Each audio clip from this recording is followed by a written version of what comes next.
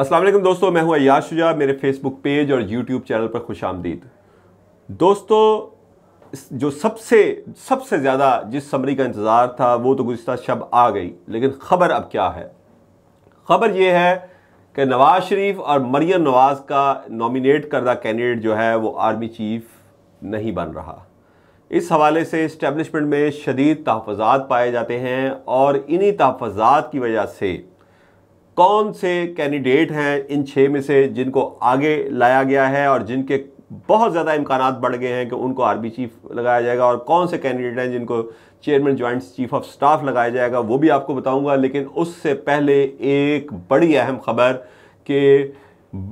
इस वक्त जो हालात हैं उन हालात में मुस्लिम लीग नून की 2 बड़ी ही अहम तरीन शख्सियात को मुल्क से बाहर सफ़र करने से रोक दिया गया है।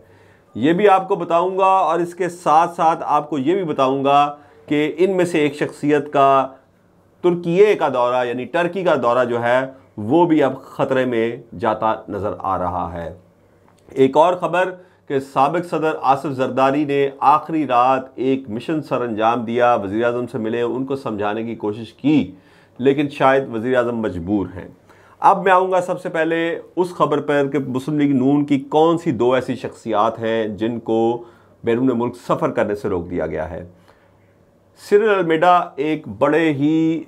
सीनियर सहाफ़ी हैं और डॉन लीक्स से उन्होंने शोहरत पाई। नवाज़ शरीफ की जो आखिरी हुकूमत थी 2013 से 18 वाली, उसमें डॉन लीक्स के हवाले से उनको बड़ी शोहरत मिली। उन्होंने एक स्टोरी ब्रेक की थी जिसको नाम ही डॉन लीक्स का दिया गया और उस पर फिर परवेज़ रशीद को अपनी वजारत से हाथ धोना पड़े और उनके अलावा भी कुछ लोगों पर अताब नाजल हुआ। उन्होंने दावा किया है कि मुख्तदर हलकों ने वज़ीर आज़म शहबाज शरीफ और वज़ीर ख़जाना इसहाक डार, वफाकी वज़ीर ख़जाना इसहाक डार को बैरून मुल्क सफ़र करने से रोक दिया है। और इस हवाले से उन्होंने ये भी दावा किया है कि शायद वज़ीर आज़म नवाज़ शरीफ, वज़ीर आज़म शहबाज शरीफ और इसहाक डार जब तक जो जॉब उनको असाइन की गई है वो मुकम्मल नहीं कर लेते, जॉब आप समझ गए हैं मैं क्या कह रहा हूँ, जो जॉब उनको असाइन की गई है वो मुकम्मल नहीं कर लेते, वो इस मुल्क से बाहर नहीं जा सकते। उन्होंने ये भी दावा किया है कि इनको मुल्क से बाहर जाने से इसलिए रोका गया है कि नवाज़ शरीफ ने इन दोनों को हुक्म दिया था कि फौरी तौर पर पाकिस्तान छोड़कर पाकिस्तान से बाहर निकले, क्योंकि पाकिस्तान के हालात नवाज़ शरीफ के तई बहुत ज़्यादा ख़राबी की तरफ जा रहे हैं। तो अब हम बात करते हैं कि इस हवाले से और कहाँ से एक और बड़े सीनियर जर्नलिस्ट हैं फ़खरुर रहमान साहब, उन्होंने भी एक ट्वीट किया है कि शहबाज शरीफ का जो तुर्की का दौरा है वो खटाई में पड़ गया है ड्यू टू जो मुल्की हालात हैं और मुख्तदर हलकों ने उन्हें बैरून मुल्क जाने से रोक दिया है और उनको कहा गया है कि फ़र्स्ट फिनिश दी असाइंड जॉब। अब उस सबसे बड़ी खबर की तरफ मैं आऊँगा कि कौन सा कैंडिडेट जो 6 नामों की समरी गई है उनमें से सबसे आगे आ गया है। इसमें मैं आपको बताऊं कि अख्तलाफात जो थे वो 6ठे नाम पर शुरू हुए थे इस्टेब्लिशमेंट में और हुकूमत में, क्योंकि नवाज़ शरीफ साहब और मरियम नवाज़ जनरल आसिम मुनीर को आर्मी चीफ बनाना चाहते थे और 6ठा नाम उन्होंने डलवाया था जनरल आमिर साहब का, ताकि जो बीच के 3 कैंडिडेट जिनमें जनरल फैज़ हमीद भी शामिल हैं वो टेक्निकली फ़ारग हो जाए। तो ये उनकी डिज़ायर थी, लेकिन इस वक्त मुख्तदर हलकों के अंदर इस हवाले से बड़ी बेचैनी पाई जाती है और वो समझते हैं कि अगर नवाज़ शरीफ और मरियम नवाज़ के मुंतखब करदा शख्सियत को आर्मी चीफ लगाया जाता है तो इस हवाले से फिर तहरीक इंसाफ और इमरान खान से आइंदा मामलात ठीक नहीं हो सकेंगे और मुल्क फिर दोबारा क्यास और सियासी बहरान की तरफ चला जाएगा और फिल वक्त जो माशी बहरान है वो उसका मुतहम्मल नहीं हो सकता कि मुल्क दोबारा सियासी बहरान की तरफ जाए। तो इस हवाले से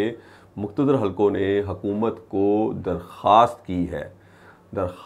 है कि जनरल अज़हर अब्बास को नए आर्मी चीफ के लिए कंसिडर किया जाए, जबकि जनरल साखर शमशाद को chairman joint chief of staff के लिए कंसिडर किया जाए। और इसकी भी बाजवा जनरल साखर शमशाद जो है वो बाजवा साहब के बहुत करीबी साथियों में शुमार किए जाते हैं और इस हवाले से मेरे ज़राए के मुताबिक साबिक़ सदर आसिफ जरदारी ने भी गुज़िश्ता शब शहबाज शरीफ को समझाने की कोशिश की है और मैंने गुज़िश्ता शब भी एक वीलॉग किया था कि ज़रदारी जो हैं वो पूरी सियासी बसात बचाने के लिए ऐवान वज़ीर-ए-आज़म पहुँच गए हैं। उसमें भी मैंने कहा था कि मौजूदा असम्बली के हवाले से साबिक़ सदर आसिफ ज़रदारी जो थे उन्होंने बहुत सारी नसीहतें की हैं वज़ीर-ए-आज़म शहबाज शरीफ को, और अब मेरे ज़राए ने मुझे बताया है कि उन्होंने मुख्तलिफ़ हलकों के तहफ़्फ़ुज़ात से भी उनको आगाह किया है कि अगर ये प्लान पर पूरा अमल किया गया, यानी chief of army staff general Asim Munir और chairman joint chief of staff general Aamir को लगाया गया और बीच वाले 3 जनरलों को फ़ारग कर दिया गया, तो इसके बड़े ख़तरनाक नताइज भी आ सकते हैं। तो इस हवाले से हमारे यानी कि मैं तो उन इतलात की बुनियाद पे आपको ख़बर दे रहा हूँ जो इस्लामाबाद से मिल रही हैं, या बड़े ही नोन जो जर्नलिस्ट हैं वो इस हवाले से बात कर रहे हैं कि आसिफ ज़रदारी का ये जो पैगाम है शहबाज शरीफ को पहुँचा दिया गया है, और शहबाज शरीफ इस पैगाम पर अब अपने बड़े भाई से मुशावरत करते हैं या नहीं करते। ये हो नहीं सकता कि वो मुशावरत ना करें, लेकिन फ़िलहाल हमारे ज़राए से हमें ये नहीं पता चला कि उन्होंने कोई मुशावरत की है या नहीं की। लेकिन एक चीज़ कंफर्म हो गई है कि हमारे ज़राए से मुख्तलिफ़ हलकों ने जनरल अज़हर अब्बास को चीफ़ ऑफ आर्मी स्टाफ और जनरल साहर शमशाद को chairman joint chief of staff के लिए अपना कैंडिडेट जो है अपनी जो रज़ामंदी है वो ज़ाहिर की है, और दरख्वास्त की है हुकूमत से कि इन दोनों को कंसिडर किया जाए। फ़ैसला बहरहाल आइनी तौर पर वज़ीर-ए-आज़म ने करना है, लेकिन